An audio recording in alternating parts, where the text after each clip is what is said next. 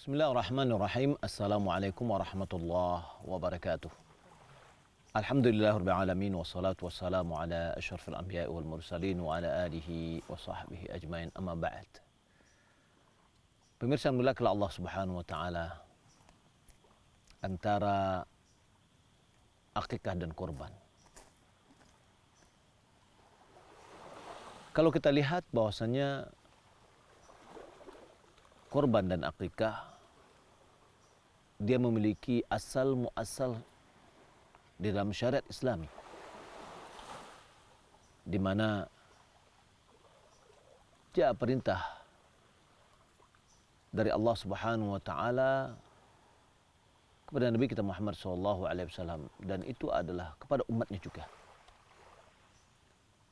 Allah Subhanahu wa taala berfirman, "Fashalli li rabbika wanhar." Dan hadis-hadis yang mulia juga menunjukkan akan disyariatkannya kurban dan akikah. Ketika kita membahas kurban dan akikah di dalam masalah fikih, ada kemiripan, ada kesamaan antara akikah dan kurban, dan ada perbedaan. Adapun dari sisi kesamaan antara kurban dan akikah secara hukum syar'i, akikah dan kurban sama-sama merupakan sunnah muakkadah, di mana Nabi SAW menganjurkan kepada umatnya untuk melakukan masing-masing dari itu.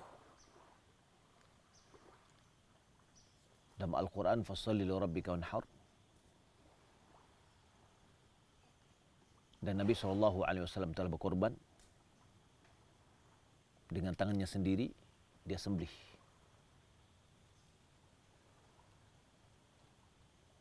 Begitu juga dengan akikah. Akikah hukumnya seperti hukum kurban. Sebagian ulama mengatakan dia wajib, namun jumhur ulama mengatakan dia adalah sunnah muakkadah, sunnah yang ditekankan, yang tidak pantas ditinggalkan bagi orang yang mampu. Keutamaannya, masing-masing dari ibadah itu, kurban dan akikah, memiliki keutamaan yang agung.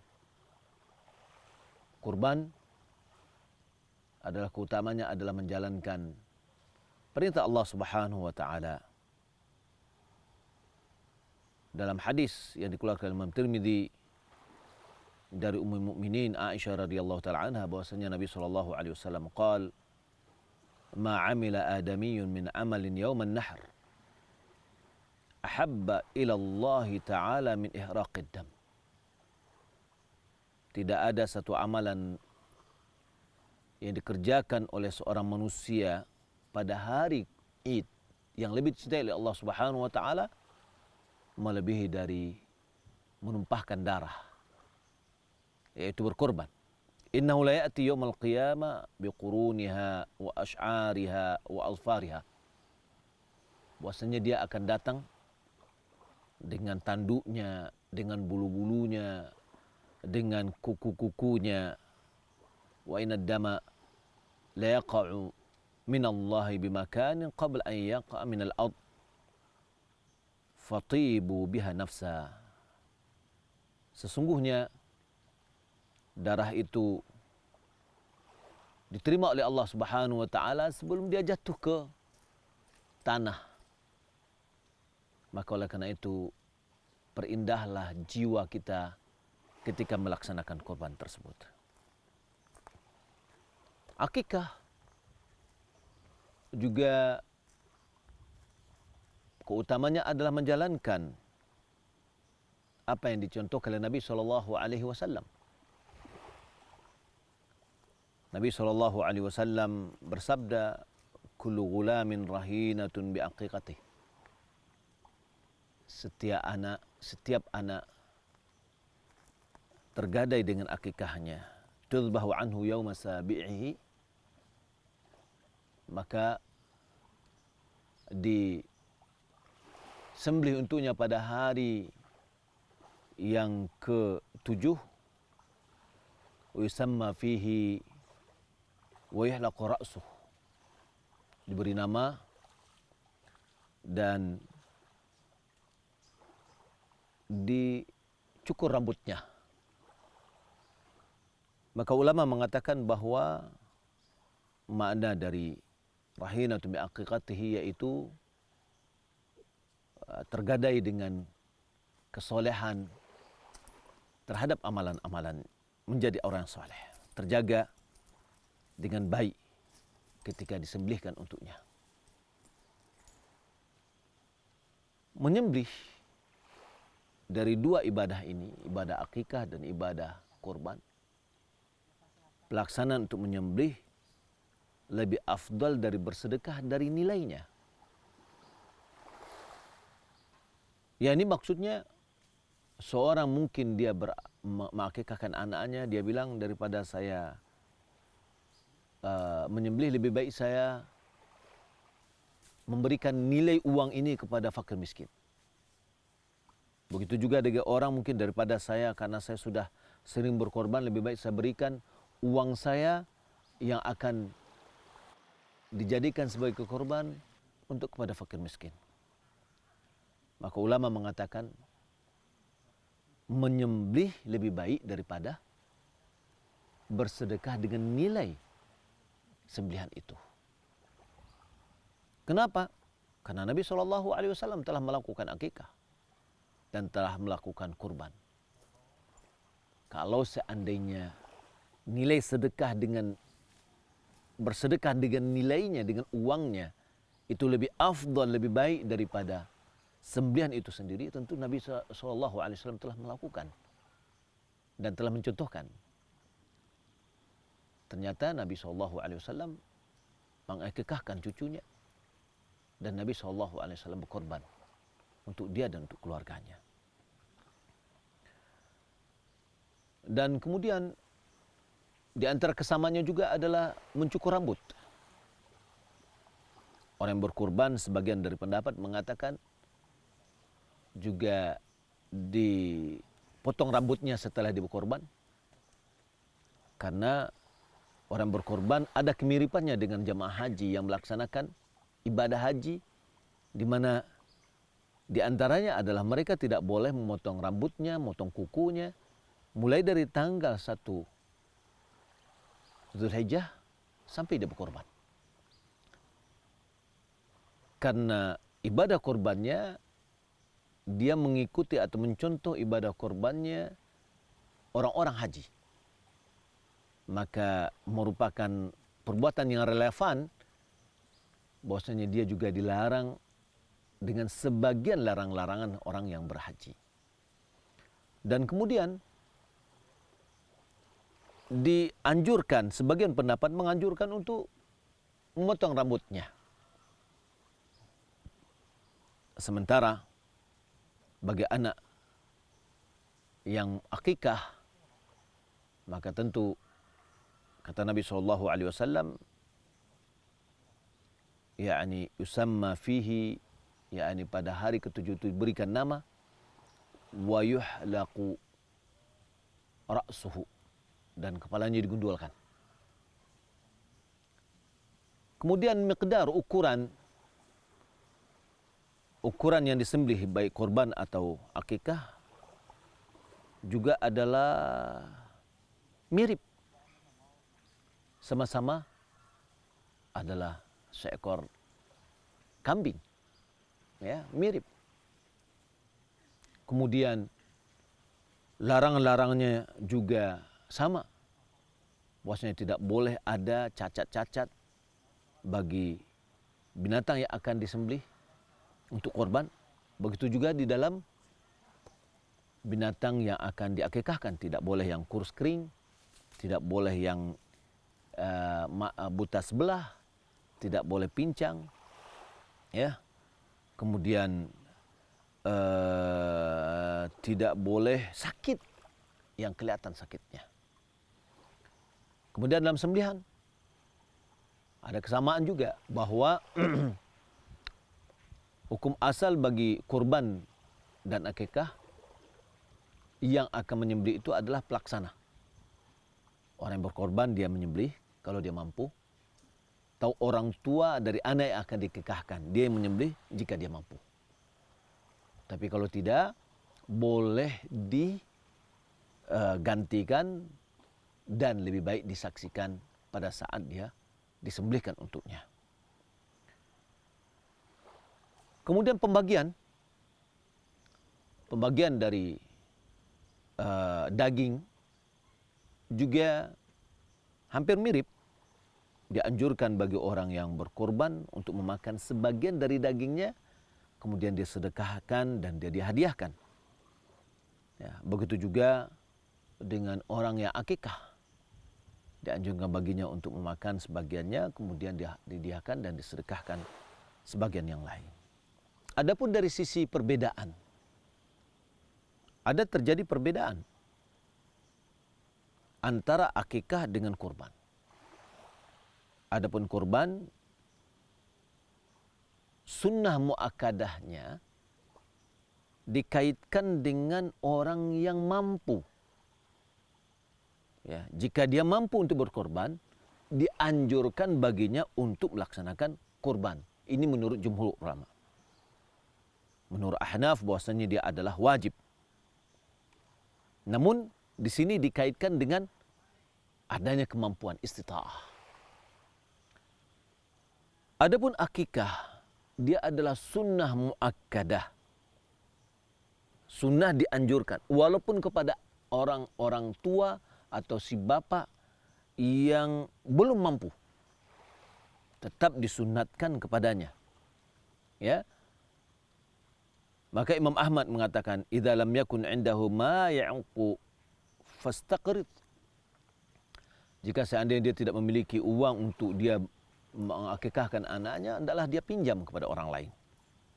Ya. Maka diharapkan Allah Subhanahu wa taala mengganti baginya apa yang dia pinjam itu, karena gara-gara dia menghidupkan sunnah Rasulullah sallallahu alaihi wasallam. Ibnu Munzir mengatakan, Sadaqa Ahmad, benar Ahmad. Ihya sunan wa itba'uhu afdal. Menghidupkan sunnah dan mengikuti sunnah itu lebih afdal. Maka perbedaan bahwasanya berkorban dia sunnah muakkadah bagi orang yang mampu, ya, karena korban ini berulang-ulang setiap tahun. Maka dikaitkan kepada orang yang mampu, dikaitkan kepada orang yang memiliki kemampuan. Adapun berakikah, dia adalah sunnah muakkadah bagi orang yang mampu, bagi orang yang tidak mampu. Karena akikah itu dia bukan berulang setiap tahun. Akan tetapi setiap kali dia diberi rezeki oleh Allah Subhanahu wa taala seorang anak, maka baru dia bisa berakikah. Ya. Maka ini menunjukkan bahwa akikahnya tidak berulang setiap tahun. Maka dalam hal ini, ya, di situ ada terjadi perbedaan. Tetap akikah itu di sunnah muakkadah, ya, yaitu sunnah ditekankan, tidak pantas kita tinggalkan. Maka kalau seandainya kita tidak mampu, kalau bisa kita pinjam dulu. Boleh jadi pada saat ini kita tidak mampu, Allah berikan rezeki sehingga kita bisa membayar hutang yang kita pinjam tadi. Perbedaan yang kedua adalah musyarakah. Bahwa musyarakah itu ada penggabungan. Bahwa ahli fuqaha membolehkan bergabungnya beberapa orang di dalam kurban. Maka bergabungnya 7 orang di dalam seekor sapi atau seekor onta. Sebagaimana diriwayatkan oleh Imam Muslim dalam sahihnya dari Jabir bin Abdullah amarana Rasulullah sallallahu alaihi wasallam an nashtarika fil ibil wal baqar kulla sab'atin minna fi budnah. Rasulullah sallallahu alaihi wasallam memerintahkan kami untuk bergabung di onta dan sapi setiap 7 dari kami pada seekor dari korban. Dan kita lihat di dalam sahih juga bahwasanya Rasulullah SAW berkorban ya dengan 2 ekor kambing untuk dirinya dan untuk keluarganya. Untuk dirinya dan untuk keluarganya. Dan ini adalah musyarakah di dalam pahala. Adapun onta dan sapi tadi adalah musyarakah penggabungan secara individual. Adapun akikah, kebanyakan ulama memandang bahwasanya tidak boleh untuk di penggabungan di dalam permasalahan ini. Kenapa? Karena tidak ada sunnah Rasulullah SAW yang menjelaskan hal yang demikian. Ya, kalau seandainya beliau membolehkan, tentu beliau telah menggabungkan dalam menggabungkan 2 orang yang dilahirkan ya di dalam satu sembelihan. Malahan nas bisa dipahami dari nas yang dilakukan oleh Nabi SAW bahwasanya akikah itu dikhususkan untuk setiap 1 jiwa 1 ekor ya. Seakan-akan dia adalah sebagai tembusan terhadap diri. Sebagaimana dalam hadis kullu mauludin kullu gulamin rahinatun bi aqiqati tuzbahu anhu yauma sabi'ihi.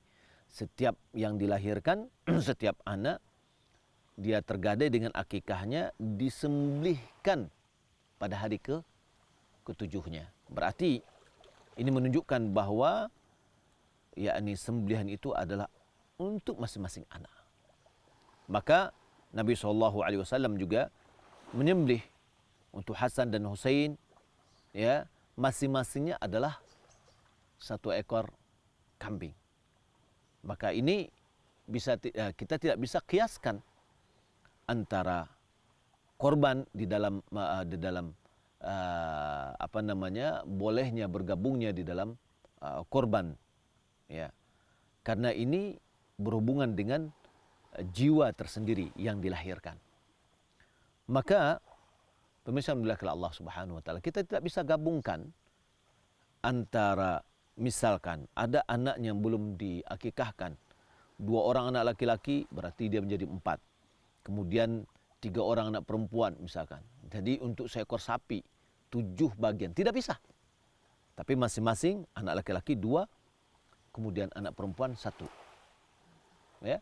Dan kemudian juga tidak bisa digabungkan antara ini adalah di dalam berkorban bahwasanya 1 bagian adalah seorang yang berakikah, yang lainnya adalah orang berkorban. Tidak bisa, karena masing-masing ya berbeda dalam hukumnya. Kemudian waktu, terjadi perbedaan waktu ya, di mana kurban sudah diketahui setelah sholat Id sampai hari ke-3 dari tasyrik, sebelum tenggelam matahari. Kemudian adapun akikah pada hari yang ke-7 dari kelahirannya, mulai dari hari pertama dia lahir itu terhitung 1 ya, kemudian seterusnya 7 hari. Kemudian kalau tidak bisa pada hari ke-14, kalau tidak bisa ke hari ke-21, kalau tidak bisa kapanpun yang bisa dilakukan ya, maka sudah boleh ya. Sebagian orang ada yang melipat gandakan setiap 7, kelipatan 7, akan tapi intinya adalah dia boleh dia lakukan setelah dari 7 itu. Apabila seorang anak sudah baligh, mampu untuk menghasilkan, maka tidak ada akikah terhadapnya, karena tidak ada kewajiban bagi seorang anak untuk mengakikahkan dirinya, karena akikah ini adalah sunnah ya, yang diembankan kepada yang lain, yaitu sunnah yang diembankan kepada bapaknya. Tapi kalau seandainya dia pengen mengakikahkan dirinya sendiri, ya bolehkah itu? Ya, sebagian ulama membolehkan. Di antaranya adalah Atha dan Hasan, boleh seorang mengakikahkan dirinya sendiri, ya, karena ini adalah bagian yang syariat. Kemudian itu murtahinun, yaitu tergadaikan. Dalam permasalahan menjual beli juga berbeda, bahwasanya daging dari korban tidak boleh dijual sama sekali, ya, karena dia sudah memberikan kepada Allah Subhanahu wa taala, sampai kulitnya tidak boleh dijual, ya. Sebagaimana kulit tidak boleh dijual, ya, dagingnya tidak boleh dijual, atau sebagaimana daging tidak boleh dijual, kulitnya juga tidak boleh dijual. Adapun akikah, maka akikah itu mirip dengan kedudukan sebagai walimah, ya, walimah yang dilakukan oleh seseorang bahwa dia merayakannya karena rasa kegembiraan, ya, maka ini adalah kepemilikan dia, ya, kepemilikan dia. Sementara kalau korban tidak, dia sudah memberikan kepada Allah Subhanahu wa taala. Kemudian ijtima' di dalam udhiyati wal aqiqah, yaitu berkumpul karena berkorban dan akikah apabila pada hari, yakni bergabungnya, artinya seorang anak lahir hari korban itu adalah hari ketujuhnya. Nah, maka dia ingin berkorban, kemudian anaknya juga diakikahkan, maka sebagian ulama memandang bahwasanya cukup dengan satu saja dia ingin berakikah atau ingin dia berkorban, dan satu sama lain sudah bisa melunasinya, karena hampir sama dengan berkumpulnya solat Jumat dengan solat Id. Kalau seandainya ada orang yang sudah solat Id paginya, maka dia tidak wajib menghadiri solat Jumat lagi. Pemirsa dimuliakan Allah Subhanahu wa taala, apakah kurban seseorang diterima apabila orang tuanya belum mengakikahkan? Maka ini tidak ada kaitannya sama sekali, karena tadi sudah kita bahas bahwa berkorban itu disyariatkan kepada orang yang mampu dan kepada diri kita. Adapun kepada diri seseorang. Adapun akikah itu adalah disyariatkan kepada diri orang lain. Ya, yakni anak yang lahir, akikahnya disyariatkan kepada ayahnya atau orang tuanya. Adapun seorang yang berkorban disyariatkan kepada dirinya sendiri. Maka tidak ada kaitannya sama sekali kalau seandainya Anda waktu lahir dulu belum diakikahkan oleh orang tua Anda dan Anda ingin berkorban saat ini, silahkan. Dan akikah Anda, korban Anda diterima. Dan Anda tidak dituntut untuk harus mengakikah diri sendiri, karena tidak ada perintah untuk itu. Namun tadi dah kita bahas bahwasanya kalau seandainya ada yang mengakikahkan dirinya sendiri, boleh. Ya, boleh. Tidak ada dilarang. Namun ibadah tadi tidak ada sangkut paut satu sama lain dalam penerimaan di sisi Allah Subhanahu wa taala. Mudah-mudahan bermanfaat pemirsa dimuliakan Allah Subhanahu wa taala. Semoga kita bersemangat untuk memberikan korban kita sebagai tanda syukur kita juga kepada Allah Subhanahu wa taala. Setiap saat sepanjang masa kita diberikan nikmat oleh Allah Subhanahu wa taala, maka saatnya kita berkorban untuk Allah Subhanahu wa taala. Mudah-mudahan bermanfaat. Wassalamualaikum warahmatullahi wabarakatuh.